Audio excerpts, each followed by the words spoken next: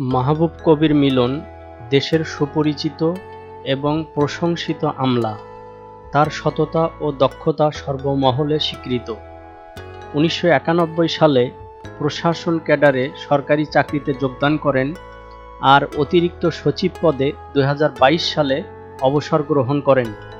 তবে কর্মজীবনে অবসরে গেলেও নিজেকে জনসেবায় নিযুক্ত রেখেছেন তিনি। বিশেষ করে জনস্বাস্থ্য নিয়ে স্ব-উদ্যোগে কাজ করে যাচ্ছেন এই দক্ষ আমলা। এবার তিনি জনগণের উদ্বেগ ও দ্বিধাদ্বন্দ্ব দূর করতে আনারস ও তরমুজ নিয়ে সুখবর দিয়েছেন। সেই সঙ্গে কলা ও আপেল নিয়েও ভালো সংবাদ দিয়েছেন তিনি। আসসালামু আলাইকুম দর্শক, চ্যানেল ৫৮তে আপনাকে স্বাগতম। চ্যানেলটি সাবস্ক্রাইব করে আমাদের পাশে থাকার অনুরোধ করছি। ইতোমধ্যে যারা সাবস্ক্রাইব করেছেন তাদের অসংখ্য ধন্যবাদ।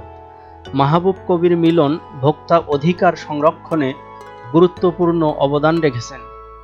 তিনি ভোক্তা অধিকার সংরক্ষণ আইন প্রণয়ন ও সংশোধনে বিশেষ ভূমিকা পালন করেন, যা ভোক্তাদের সুরক্ষা ও নিরাপত্তা নিশ্চিত করে।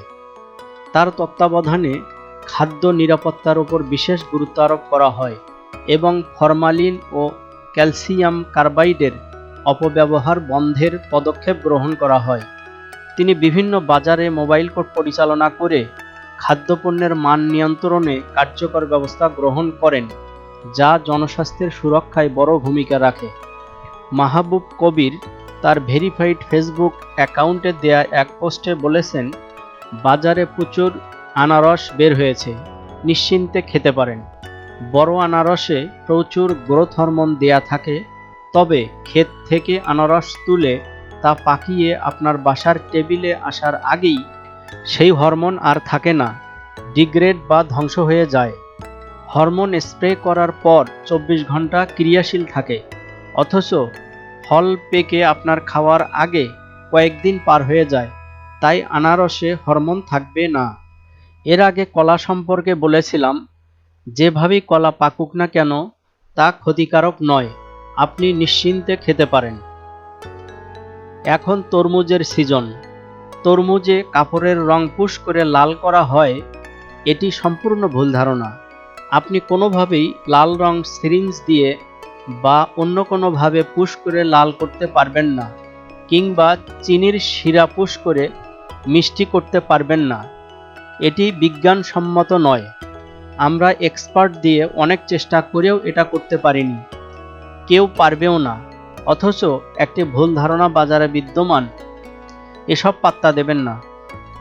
অনেক সময় তরমুজ বেশি খেলে পেটে সমস্যা হতে পারে, তার মানে এই নয় যে রং দেয়া তরমুজ খেয়ে সমস্যা হয়েছে। আমি যে কথাগুলো বললাম তা বিজ্ঞানসম্মত এবং প্রমাণিত, তর্ক করার জন্য নয়। নিশ্চিন্তে দেশি বিদেশি ফল খাবেন। আপেল কেন পচে না এই বোকামি করে আপেল খাওয়া থেকে বিরত থেকে নিজেরও বাচ্চাদের ক্ষতি করবেন না। আপেল সহজে পচে না। বিদেশি ফলে ওয়াক্স কোটিং বা মোমের প্রলেপ দেয়া থাকে, যাতে বিভিন্ন দেশে রপ্তানি করায় অনেক সময় পার হলেও সহজে পচে না যায়।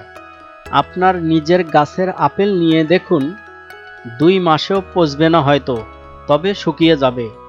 তাই তর্ক না করে, ভুল ধারণা পোষণ না করে নিশ্চিন্তে ফলমূল খাবেন। এটাই বাংলাদেশে একমাত্র নিরাপদ খাবার।